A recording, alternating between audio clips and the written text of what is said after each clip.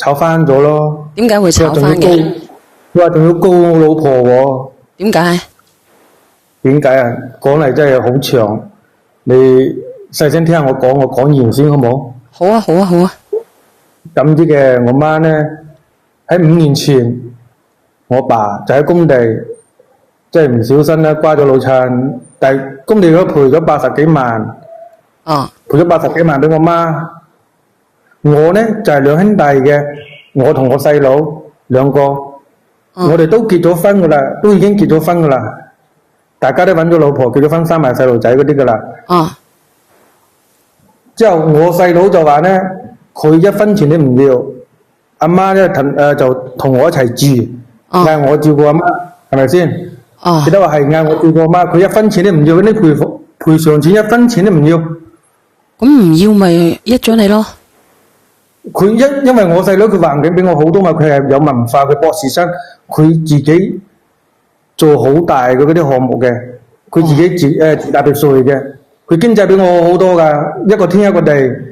咁你講到咁好嘅，咁你想講啲乜嘢啊？即係有咩矛盾先啦？咁你個老母又咁有錢，就係因為呢筆錢引起身嘅矛盾。點引起身引咩起身矛盾啊？咁你細佬都唔要啦。咁呢筆錢，我細佬話唔理唔要咯，咁我媽就等我一齊住啦，係咪先？咁樣嘅話咧，呢筆錢咧，我媽就嗌我老婆幫手去保管，大家都同意嘅，係咪先？喺呢個情況下咧，咁我同我老婆就幫佢保管，你聽清楚係幫佢保管，係保管啦。你等下先，係你阿媽嗌你老婆去保管嘅咩？係。好嘢，你講，冇嘢。記得話係保管，係唔係攤，係保管。我知道，但係你話你阿媽嗌你老婆去保管啊？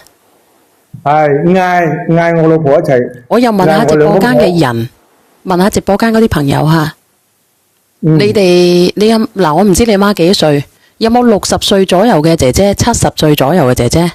有嘅，覆覆我啊！有嘅，覆覆我。我想問你哋一句，你有幾廿萬，你會唔會俾晒你個新抱保管啊？會嘅，打出嚟啊！主動嘅係咪？係主動噶。你會唔會主動？我媽已經60大幾噶啦，已經。60大幾都好啦吓。你有冇聽過一句話？親生仔不如乜嘢？你答唔出嚟係咪？答唔出。答唔出係咪？定係唔敢答？咁好啦，你繼續講啊嗱，你睇下直播間嘅人啊嗱，有幾多個人願意將自己最親最好嘅嘢俾咗人哋啊？咁你講啊。我自己有3個細路仔啦，有2個女，仲有一個細仔，啲細路仔都好細嘅。咁我媽見我2個女去讀小學啦，個仔出世冇幾耐，係咪先？我老婆自己帶翻個仔，咁我媽咧，佢自己中意出去打工，話想幫輕一下家庭，我就嗌佢攞呢80萬出嚟一齊用，當係生活費。咁你自己冇能力嘅咩？你要攞出嚟用當係生活費嘅咩？因為我自己一個人養4個人，小燕姐姐，你知啦，喺廣東。咁我又問你一句問題，點解你要生咁多咧？點解要生咁多？都係父母嘅意思咯。我哋呢代人，我哋啲90後，係咪先？我聽你把聲音都成50歲，你真係90後咩？真係90後啊，92年啊。哦，點解你把聲音咧長到咧咁乜嘢嘅吓？因人而異咯，嗰啲咯，聲音嗰啲嘢係咪先？真㗎。即係我就講翻我媽，佢唔願意攞我阿爸嗰啲錢出嚟用做生活費，佢自己去幫人做保姆，一個月6000蚊，6000大幾蚊，用補貼。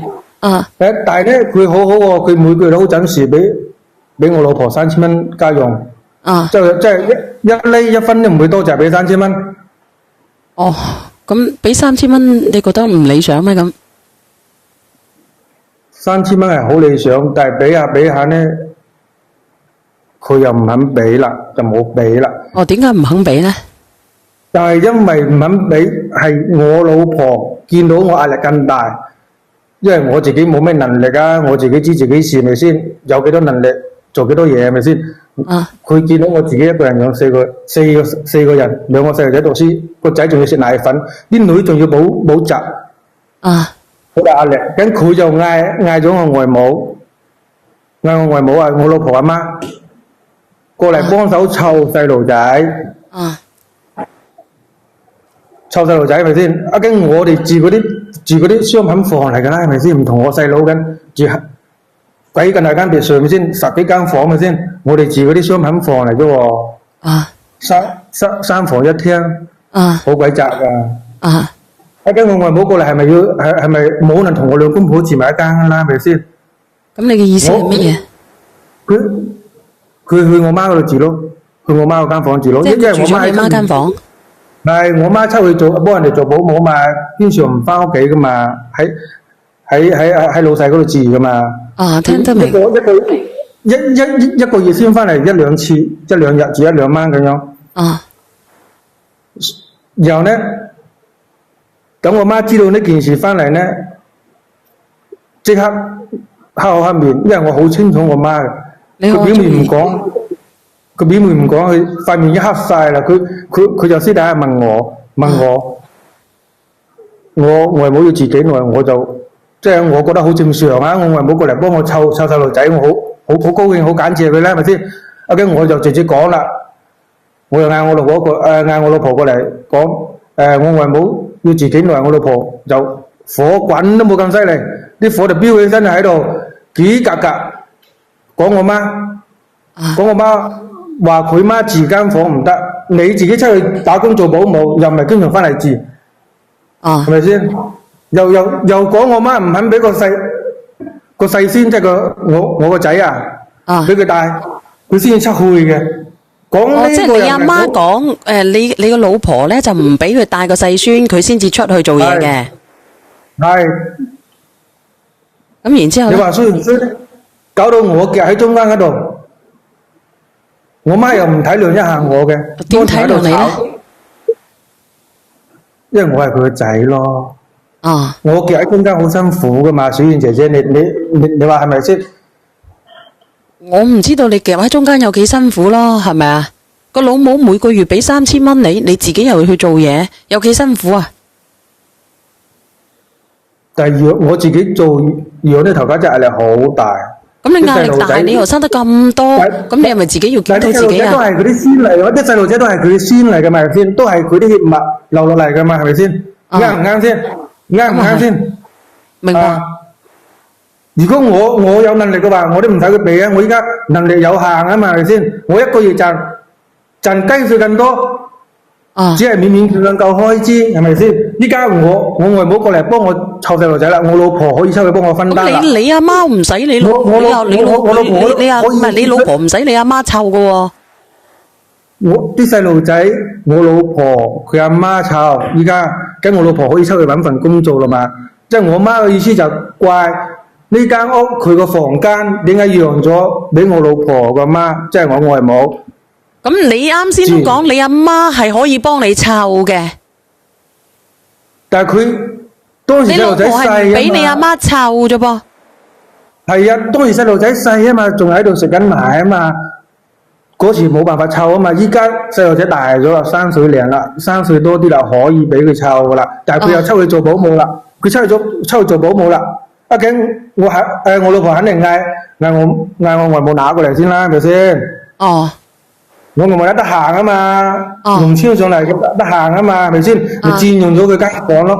自從嗰次之後呢，嘈咗一次之後呢，我媽呢咩都冇講，就連啲假期都唔翻嚟睇啲孫。佢每個月呢都係唔按時打錢翻嚟嘅，唉，都要打電話去追。你打電話過去追啊？啲孫打電話過去追我老婆嗌嘅。你都黐鳩撚柒線嘅，叫啲孫打電話過去追喎，精到你老鼠咁啊！成家人。你知唔知啊？啲孫佢有份噶嘛，係咪先？佢係人哋阿嫲嚟噶嘛。啲孫佢有份啊？靚仔。係啊。靚仔，我想問你啊，啊，你阿媽即係你老豆走咗嗰啲錢，意外走咗嗰啲錢，你細佬就唔要啦，就要俾即係話就俾晒你啦吓。你係咪養你阿媽？係咪應唔應該先？唔係俾晒我喎，你唔好搞錯喎，啲錢係幫佢保管啫喎。誒，冇講保管，冇講依家係咪喺你哋手上先？我就問你，依家個錢節唔喺我手上，因為鬧矛盾我。嗱，你講埋鬧埋我之前邊先啦，咁樣好唔好？你講埋落去先。係咯，我都未講晒咪先。你講。你哋只係聽。咁你講。你哋只係聽我講咗一半，仲有。你講。啊！即係自從我老婆同我媽鬧咗交之後咧，係咪先？我媽就唔按時打錢翻嚟，啲先有時候打打電話過去，佢先微信轉賬噶啦。我想問下你咧，過咗兩個月，即係我記起係應該過咗兩個兩月，跟我外母乸生日啊嘛，我老婆咪整啲好食嘅咯，咪嗌我媽翻嚟咯，我媽又翻咗嚟咯，跟我順便問我又順便問下佢點解呢兩三個月啲家人你覺得唔正常嘅，然後我想問下你啊，你覆人哋，你媽唔係你聽我先，哥哥人哋你媽翻嚟，你聽人哋，你媽翻嚟住邊度啊？佢翻嚟食飯啫。咁翻嚟住咧？咁如果翻嚟住咧？佢喺出面打工有地方住噶嘛？咁佢要翻嚟住咁點啊？如果假如佢即係好似嗱，今晚你屋企你外母啦生日啦，咁咪食夜咗啦，咁咪喺屋企可以喺屋企瞓一晚噶，咁去邊度瞓啊？佢可以同佢啲 friend 一齊瞓啊嘛，同我兩個女瞓一間房都得噶，係咪先？咁我又問你啊，講兩句落去啫。你講啊，阿哥哥，你講先。你真係冇鬼用啊！定係話自己點樣冇用，點樣冇用？咁你就做兩份工啦，不停話自己點樣冇用，你收工啦，攞阿媽啲錢，但係收工啦你去。你知氣咩？你識乜嘢啫？你識乜嘢啫？唉，真係我點攞我媽啲錢啊？我點攞我媽啲錢啊？你講嘢啊？啲錢都喺錢都喺佢嗰度，你聽我講完未啫？你等等先，倒數第一咪你好啊！你好，小圓姐姐。係你好，講下嘢。聽朝未講完啊。我先聽下個90後嘅哥哥仔講完先啦。你今年幾大啊？倒數第一咪。我70後啊。屌，佢把聲就老過你啊！你講啊。90後哥哥。你講啊，90後，你講啊。可以講啦嘛？可以啊。我哋個個都聽你啊嘛。即係自從佢同我媽嘈完咗之後咧，我媽唔俾家用，俾我哋啲先係咪先？即係俾佢個先，即係俾我啲仔來。啊！我外母乸生日嗰晚咧，佢翻咗嚟，啱嘅，食完飯。但係食飯嗰時候咧，我就問佢點解唔俾家用，唔正常俾。咁我媽咧就當住我外母乸當住我老婆嗰面鬧我老婆，講咗一大堆我老婆嘅不是，然後我就呵住我媽都會繼續講，之後呢就差啲我老婆拉住啲細路仔，因為我媽已經將我碗打爛咗噶啦，鬧到好犀利，講我老婆話我老婆嫁入嚟咁耐點，嗰啲嘢太難聽啦，我就唔講，我老婆就將我媽趕咗出去。嚟，唔係，我想問下你哋姓乜嘢嘅？我姓林。你唔係姓李嘅？點解你要姓林嘅？你應該姓李啊！你知唔知啊？佢未識聽㗎，小圓姐姐。點解會唔識聽咧？咁你好簡單，其實所有嘅矛盾。其實係佢自己係處理冇好好咁處理，即係一手好牌全部打到稀巴爛。唔係你老味啊，有個叫永漢嘅，你有冇聽過啊？你應該冇睇過係咪？我唔明白你嘅意思。唔使明噶啦，唔使明啦，明嘅喺直播間明嘅打個1。90後哥哥仔啊，我想問一問啊，咁你上嚟嘅訴求係乜嘢啊？即係我想聽聽你。你聽佢講埋先啦，你聽佢講埋先啦。如果係咁樣，你講啊，你當時係你老婆趕咗佢出去係咪？係趕咗佢出去咧，過咗2日咧，我媽就翻咗嚟同我哋講，佢已經辭工啦，就嗌我外母乸搬走。咁我老婆咧覺得咧好唔高興，真係佢話好唔開心，好唔高興，覺得我媽咧喺度無理取鬧，無中生有。點無理取鬧咧？咁佢翻嚟帶你啲小朋友唔啱咩？但我外母乸又喺度喎。咁你覺得你外母乸翻佢屋企咯？嗱，咁你話你外母乸喺度係咪？我媽又講。啊，你講。我媽又講，嗰間屋咧係佢同我爸出錢嘅，大部分嘅錢都係佢哋兩個出嘅。我唔係得罪晒所有姓李嘅人，你唔好鬧我先得㗎，最江南。我講嘅係漢哥，唔係所有人。你講。佢話我老婆冇權力拋佢走。點解？嗰陣時咧，咁事實啦，佢話嗰間係佢老豆同佢老母買噶嘛。係啊，冇錯啊。冇錯，一啲都冇錯。咁點解唔係你老婆唔關你老婆事咧？你老婆都冇出錢。係啊，冇錯啊，係啊，啱啊。講啊，你繼續講啊。嗰陣時咧，我外母乸見到我媽同我老婆喺度嘈，就即刻呢次就犀利啦，即刻暈咗。邊個啊？得救。邊個暈咗啊？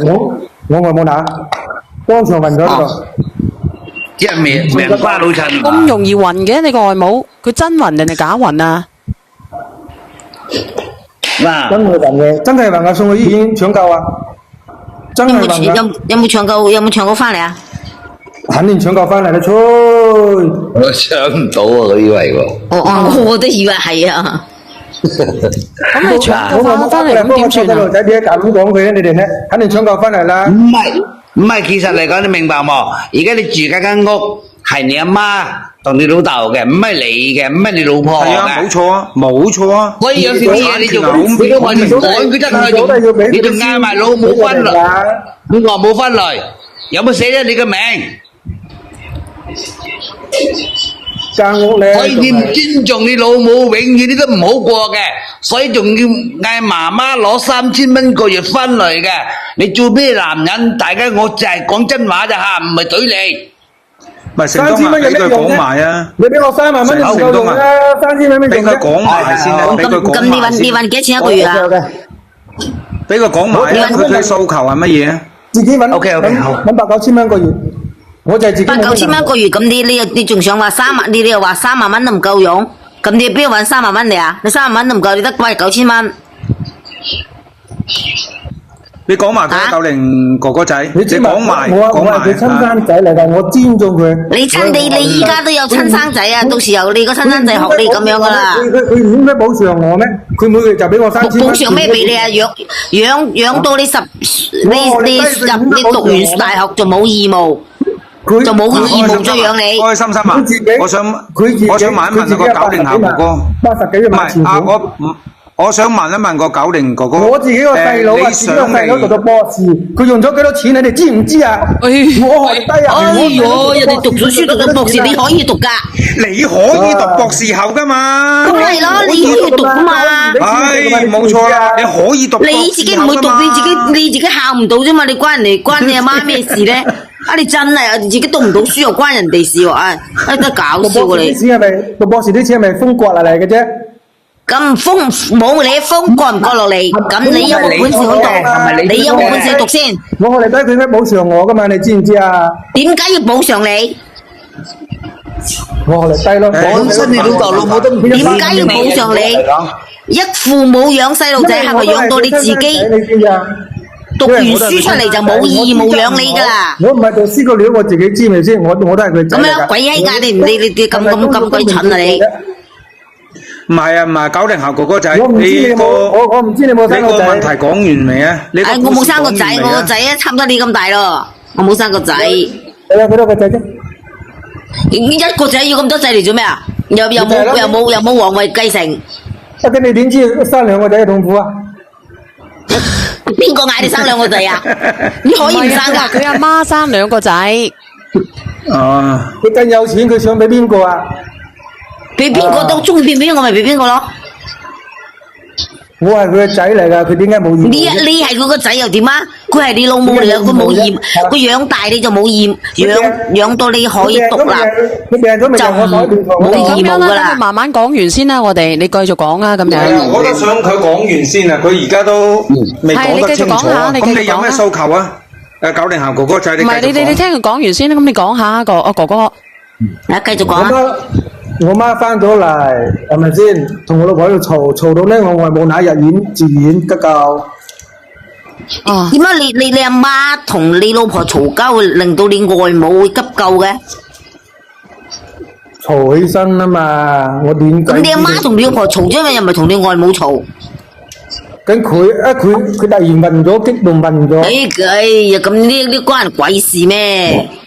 佢又唔係你阿媽同你外母嘈？就好似你個女嘅，你個女。我女冇你咁不孝嘅。你見你個女同人嘈，你激唔激動啊？我唔激動噶。你唔激動得？我唔激動嘅咩？激動啊？唔係啊，你見你個女同人嘈，你激唔激動係咪？咁我問你啦，你阿媽同你個新抱嘈，同你個老婆嘈，咁你你媽激唔激動啊？你唔驚你激暈你阿媽嘅咩？之後咧，我媽就同我講，佢唔住呢間房啦，唔住呢間房，嗌我哋將個錢紙俾翻佢。今時咧，我細佬就過嚟將我媽接走咗。係啊，啱啊。咁接走咗咪算啦。因為你唔養啊，咁咪你細佬接走咗。佢心理過唔到，應該覺得佢個媽咧同個細佬好咧，可能啲嘢俾晒佢。俾晒咪啱咯。錢紙攞翻嚟，我想將個錢。點解要俾個錢紙你攞翻嚟啊？因為當初我細佬講1分錢都唔要噶嘛，1分錢都唔要嘛，佢有錢。你細佬唔要啊，但係你阿媽要翻啊，你阿媽要翻呢筆錢啊。因為你冇對你阿媽好，所以你阿媽咪攞翻呢筆錢，所以咪你細佬接埋你媽住咗呢，因為你細佬改變主意，將錢紙都攞走咗，佢根本冇將我當係仔，你知唔知啊？我諗唔到佢將錢紙都攞走咗，佢根本冇。因為你咁對人啊嘛。哥哥仔，因為你咁對你阿媽嘛，連你細佬都睇唔過眼啊嘛，啱唔啱啊？我加價上嚟，我就講呢樣嘢。首先係樣嘢，我就叫佢幾多攞，佢係咪唔想下我，想下嗰啲先啊，想下佢個仔我同埋嗰啲先。想。咁你有冇想你自己點對人啊？你有冇想過你自己點對人先？你俾阿媽間房俾你個外母住嘅時候，你有冇徵求你阿媽嘅意見？你連呢啲最基本嘅禮貌，我可能真係佢執翻嚟，我有困難佢都唔幫下我。你講埋晒呢啲晦氣話做乜嘢啫？你有咩晦氣話啫？你咁講埋晒啲晦氣話，其實咧老人家聽到有幾心痛啊！你咁講。其實佢自己我好有興趣啦，唔好嘈，我好有興趣就係你啱嗰句說話啦。你同你細佬係咪同父？落咗去啦。係啊，我仲想問佢係咪同父同母嘅先。到我咯，連翻上嚟啊，哥哥，你倒數第一咪啊，我連翻你上嚟啊，哥哥。連翻你上嚟啊，你連唔連上嚟啫？連翻你上嚟啊，你可唔可以第一咪啊？一手好牌打到稀巴爛咯！我真係講個唔好聽，有個咁嘅媽成日照住我，唉，真係已經唔同啦。喂，點解又落咗去嘅？我都未講完。你應該語言識別唔到啊！語言識別唔到啊！靚仔，我問你嗱，我啱啱就印證翻你嗰句說話啦。我想問下你，你同你細佬係咪同父同母噶？呢個肯定啦。喂，點解嗱？我想問你嗱，唔好嘈。點解啲智商一個喺天上，一個喺地下嘅？真係你差都唔使差得咁遠啦。其實呢啲唔係差得遠，呢啲係天生。你仲話你唔係讀書嘅料，我話俾你聽。嗱，我話俾你聽，你啱啱唔係話你唔係讀書嘅料嘅，你唔單止唔係讀書嘅料，你乜嘢料都唔係啊！我話俾你聽，俾100以內嘅數，我懷疑你都計唔掂啊！呢隻傻仔嘅真係。我唔知我上嚟講我故事啫，你唔使人身攻擊噶嘛，係咪先？唔係，好高興啫，係咪好高興啫？唔係攻擊，有你講你嚇，有時上嚟即係話憑良心做人，憑良心做事。其實你講嘢真係。我就係覺得佢唔係偏心嗱，你聽我講先好冇？有時幾萬喎，你話你阿媽偏心啊嘛，嗱唔好嘈，大家唔好嘈。咁你既然你咁清高啊嘛，嗱唔好嘈。你既然咁清高啊嘛，你依家住緊嗰間屋都係你阿媽噶，你阿媽對你仲唔好咩？人哋捱生捱死捱到一世都未捱到間屋翻嚟啊！你依家住緊間屋係佢噶。我係佢個仔嚟噶喎，天公地道嗰啲喎。如果到咗呢一步，你知唔知點解你細佬一句說話都冇同你講啊？你知唔知點解啊？就接走佢阿媽，因為同你講說話咧，即係同嗰啲80、90歲嗰啲人一模一樣嘅話俾你聽，根本都冇辦法一句說話可以講得清楚嘅。有咩好啫？我細佬自別墅嚟嘅喎。佢自別墅㗎，我細佬唔好幫我。我問你，你細佬住別墅？我問你，你細佬住別墅係咪你努力翻嚟㗎？係咪你努力翻嚟㗎？你細佬住別墅？屋企人係咪要俾錢佢讀咧？我有冇份嘅咧？係咪你俾？你發瘟嘅你真係有。我話俾你聽，你細佬讀書嗰啲錢夠唔夠你嗰間屋值錢？嗰間屋冇辦法咧，我就呢度，反正依家啲人賺到冇聲。我話俾你聽，你細佬讀嗰間讀書嗰啲錢係有排啊！你嗰間屋嘅錢10倍啊！佢哋唔嗌細佬幫下我。佢竟然話乜嘢？佢竟然講咗一句。佢話啱先講乜嘢？咩冇錢咧？唔係佢咩？我唔忘記咗佢講乜嘢啦。佢話佢細佬讀書啲錢係咪我俾？即係意思話唔係呢一句。我哋屋企人佢住別墅，點解佢冇份定係乜嘢？佢講咗句。我話有咩好？我細佬住別墅。我唔知佢講咗。佢話我間屋好喎，我細佬依家住別墅，我間屋有咩好咧？你細佬住別墅，我問你，你依家正面答我，你細佬住別墅係咪你努力翻嚟嘅？係咪？你咩意思啊？就係你買翻嚟嘅，係咪？係，你應該咁同佢講，因為佢聽唔明噶。佢聽得明噶呢句說話，你細佬間別墅係咪你買翻嚟嘅？靠你嘅努力買翻嚟嘅。啱先你講，佢聽唔明啊。喂，佢兩個仔咪先？咁兩個仔嗰間別墅係咪你阿媽買俾佢啊？嚟去喺度算錢嗱，我問你，你細佬你唔好嘈啊！你細佬讀書多錢定係你嗰間屋值錢啲嗱？唔好嘈啊！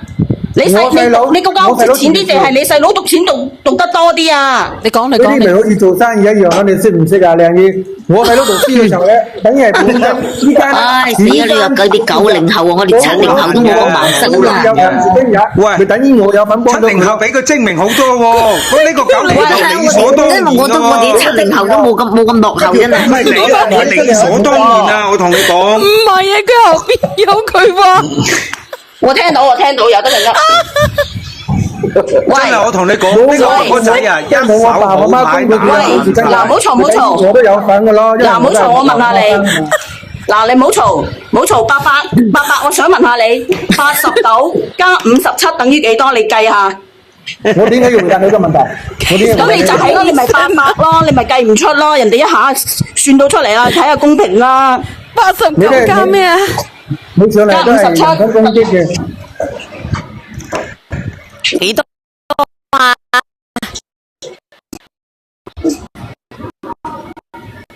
冇放過。我上嚟，我想。你都老人之外啦，翻去醫下個腦啦。姐姐幫我解決問題，你解決啲乜嘢啫？其實你想傾乜嘢啫？你都老人之外啦，爸爸。叫佢阿媽俾晒啲嘢佢，按照佢嘅諗法去做。你講。前節我想攞翻前節翻嚟，我細佬咧當初講係1分錢都唔要嘅，咁啲錢咪理所當然。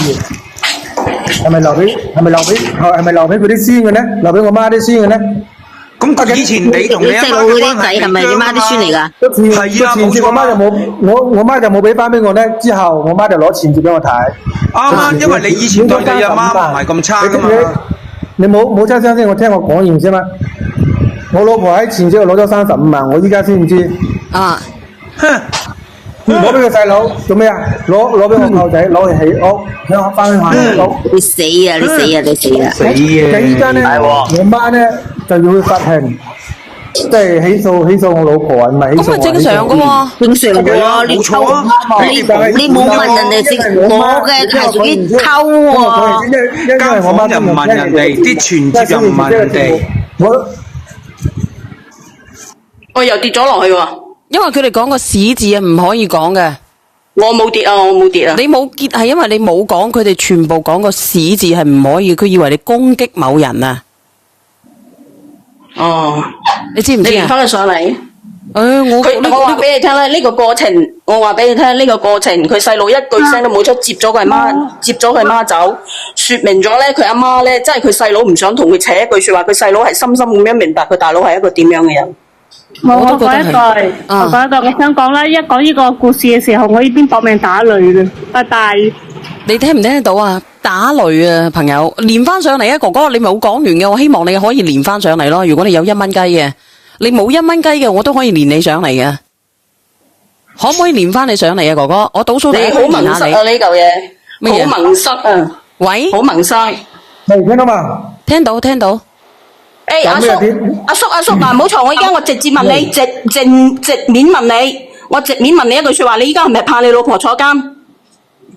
肯定啦，坐監咪加你幾實坐噶啦，話俾你聽，實坐噶啦。小賢好，你好。咁如果你想唔坐，叫你阿舅仔喳臨嘔翻嗰35萬出嚟啦。咁我想知道點解我媽要做到咁絕咧？我都係佢親生仔嚟噶嘛。咁你坐監係你老婆啫嘛，係咪先？錢我就冇啦，因為佢已經攞咗錢嚟起我啦，錢我就冇啦。錢冇你又唔使你還，你舅仔還啫嘛。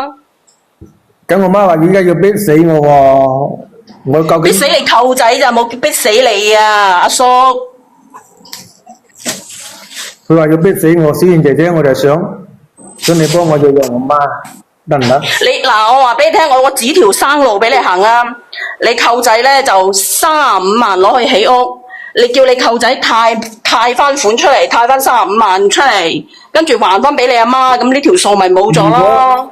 小燕姐姐，如果佢一定要咁做咧，佢死咗咧，我都唔會睇佢嘅。人哋仲有一個仔啊！人哋仲有一個仔啊！呢啲我真係我都唔想鬧你啊！呢個90後啊！你呢啲忘恩負義，啲忘恩負義啲仔啊！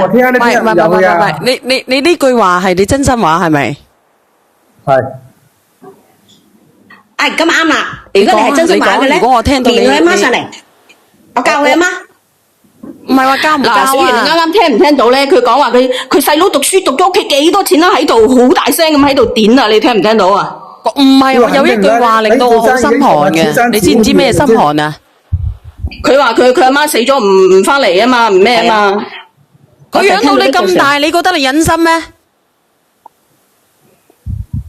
呢個忘恩負義呢個人真係。我係你阿媽咧，我俾個建議你啦，你翻唔翻都算啦，為咗保住你老婆唔坐監，你喳臨退翻嗰35萬出嚟啦。你如果你再咩噶，人哋將間屋都收埋啊，人哋已經係即係唔睇你塊面都睇下你嘅幾個孫嘅份上啊，人哋都俾咗間屋俾你啦。佢點對唔你啊？佢點養生啊？係佢先對我折噶，你知唔知啊？對我咁折錢。佢喊啊，小圓。係啊，所以喊啊。喊啊！死咯，真係好似80歲嗰啲婦女咁樣，真係都唔知點算。你叔仔、你舅仔嗰間屋咧，而家咧有個部門，總之你唔還錢咧，人哋會去睇下你有乜嘢，有車啊，有乜嘢，慢慢咧會觀察你一段時間咧，佢就會咧就問你噶啦。佢死咗，我都唔會睇佢嘅。你唔使重複講呢句說話啦，你阿媽咧都係當生少你一個嘅，你唔使擔心。我睇依家估計佢已經入咗你直播間啦。入咪啱咯？哎呀，啱啊！你講多句，你講乜嘢啊？佢話佢阿媽已經估計佢入咗你嘅直播間。時間段我估計佢已經入咗你直播間噶啦。你啱先講多句，你好乜嘢啊？我好心寒，生好寒啊，好鬼生寒。再對上嗰句。唔係啊，我就係聽呢句啫。佢話佢好心寒啊。再對上嗰句。其實你有冇覺得好似佢依家佢嫁咗俾佢老婆嘅舅仔，即係佢嘅兄弟啊？有冇覺得啊？我所以咪話忘恩負義咯。你好心寒係咪啊？你唔通嗌佢拆咗間屋佢咩？佢唔會，喺呢句拍賣。我同你講啦，你起之前，我就係問你一句，阿叔，我問你真心問你一句，嗰35萬係咪你老婆話俾佢細佬起嘅？係冇得還㗎，係咪？我點會咁忘恩負義？大家都一屋佬。阿叔啊，係佢自己，係佢自己將事情做得更好。阿叔收聲。阿叔，我問你係咪你老婆同佢講嗰35萬係送俾佢細佬，冇打算還㗎，係咪？借俾佢嘅，借俾佢嘅。咁點解唔還咧？佢貸款還咪多？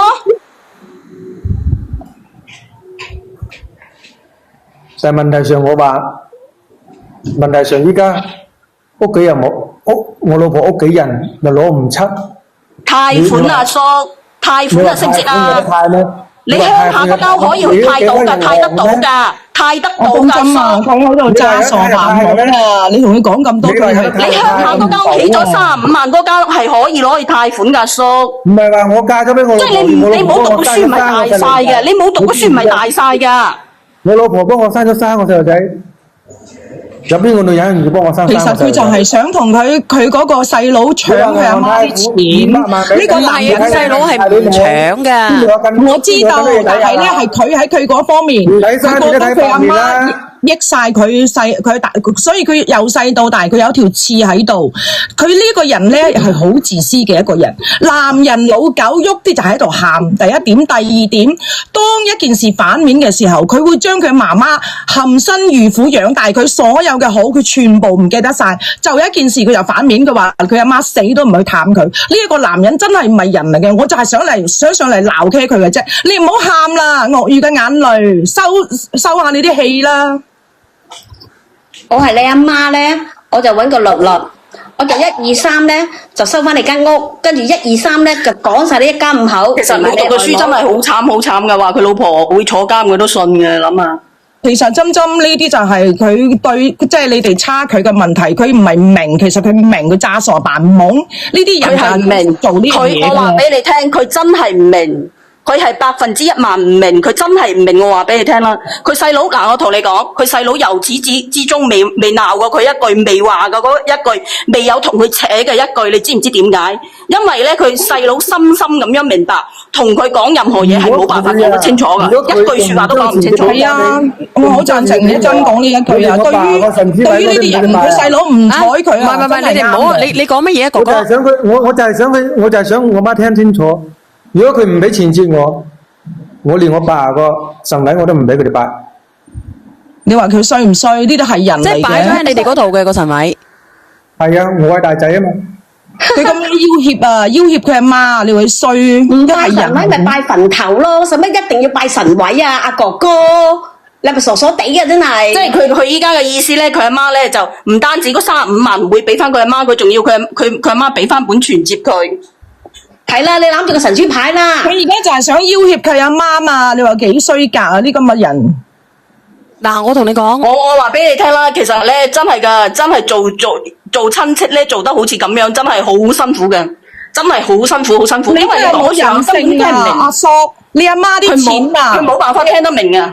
你阿媽啲錢係棺材本嚟噶，你做咩咁樣對你阿媽？你真係唔係人嚟噶。成日都話要攞翻本銀行簿，你諗下佢老婆咁都啃得佢落嘅話，咁佢個老婆都唔方係好嘢嚟嘅。佢兩公婆夾埋就想咧掠佢阿媽水，雖然佢細佬唔同佢計較，但係佢已經係假想敵，佢成日係咁樣為小人之心去諗佢細佬。佢仔咩？你聽我講啊！佢冇當你係佢個仔，佢就唔會每個月俾3000蚊你。冇當你係佢個仔，佢就會俾錢，佢就唔會俾多啲錢你咧，放喺你老婆度。定有俾間屋佢住咧，小袁3000蚊。所以你話佢其實根本講唔通嘅。嗱，我同你講啦，小袁你根本其實你嗱，我同你講根本同佢講道理係冇辦法講得通。你諗下佢細佬一句說話都冇講，接走佢媽啦。你細佬一句都冇講係咪？冇講。人哋細佬點會講嘅？人哋細佬文化咁高，同你因為佢細佬未關注我嘅，關注下我啦。好多人冇關注我，我好流量嘅，關注下我。因為佢細佬唔係睇佢唔起，而係真係兩個人冇辦法，真係可以說話講到一塊去啊！你知唔知啊？即係說話講唔到一齊去啊！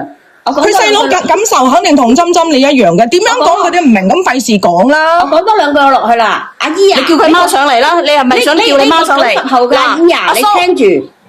我講多兩句，阿針針你幫我講咗兩句，我落去啦。呢個90後阿針針，阿針針唔好意思啊，阿90後嘅阿媽，你聽住啊，阿姨，你聽住啊，呢個衰仔咧，你話俾你聽啦，1、2、3講佢一家5口出去，你攞翻間屋，唔好俾佢住。佢話攬住個神主牌，佢話咧你死佢都唔會嚟望你一眼。呢啲咁嘅仔啊，我冇得霸啦。唔係啊，你要搞清楚啊，阿仔啊，你要搞清楚咧，嗰間屋係你阿媽同埋佢個老豆嘅。嗱，又講呢個字咧，又封咗啦，佢哋。啊？講咩字？佢唔能夠講個屎字嘅。哦。思而時啊，唔能夠講呢個字嘅，一講咧佢會 cut 晒落去嘅。其實唔使講啦，小婉姐呢個人真係好自私噶。你睇佢阿媽養大佢咁大，佢冇一樣嘢講佢阿媽好，就係佢阿媽唔俾佢咁樣做就反晒面，仲要話死都唔係老豆嘅神牌都唔拜，仲有咩好傾啊？小婉姐，佢話佢阿媽喺直播間係咪？你睇下有冇關上嚟啊？呢個姐姐你識唔識得練我噶？你識唔識得練我嘅？你練我嘅，你可以練下上嚟嘅，姐姐。我唔知道你嘅故事係點樣吓。我送首歌俾你哋先啦，我等幾分鐘先再練啦，因為咧違咗規啊，佢哋違規得太多啦。有個人話要送首歌俾佢聽啊。叫咩歌啊？溏心風暴，香港妹叫你無心害你定係講不出聲啊？無心害你，無心害你唔係啩？佢真係有心害佢噶喎。講話無心害你，歌唔係咁樣唱噶嘛，歌詞講不出聲啊，係咪啊？是但啦，係咪呢首歌啊？等幾分鐘嚟聽聽先呢。呢首歌呢係直播間有個叫鄉下妹嘅，送俾直播間所有咁樣嘅兒子同埋啱先呢個哥哥90後嘅吓。講不出聲啊，係咪？唔係無心害你係咪？點解佢會講不出聲呢？多謝 HX 吓。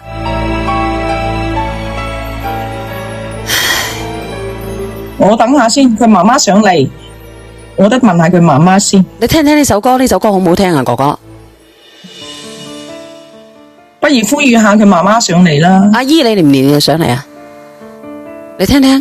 得到一切的渴求，誰人無功於心計的理由，平凡人生。好唔好聽啊？呢首歌？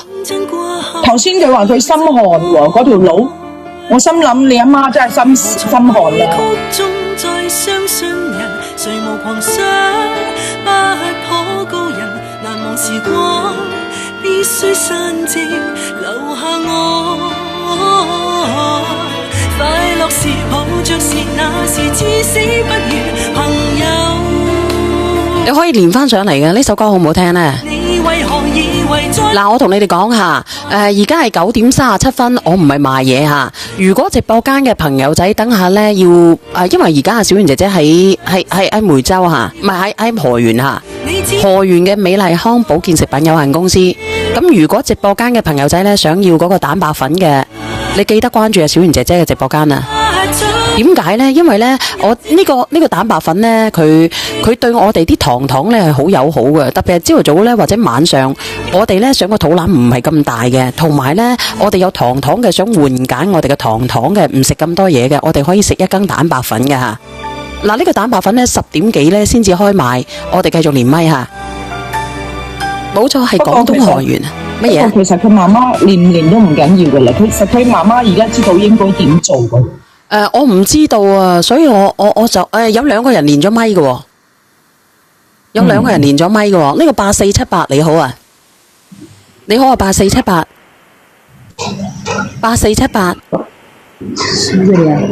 係咪你啊？你是不是連上去了？啊，是你啊，你連上來了。冇啊。是啊。是你啊。是啊，你冇連啊。喂。你們是評論的是還是想講自己啊？點啊？點講啊？呢度連咗噶啦，我聽到你兩公婆啊，你兩公婆嚟噶係咪？說話就是啦。喂。你們是不是兩公婆？你講嘢啊！我聽到你噶啦，唔使委來委去啊。我8478啊。是啊。聽唔到啊？聽到啊？點解聽唔到啊？你兩公婆嚟噶嘛？係咪？唔係。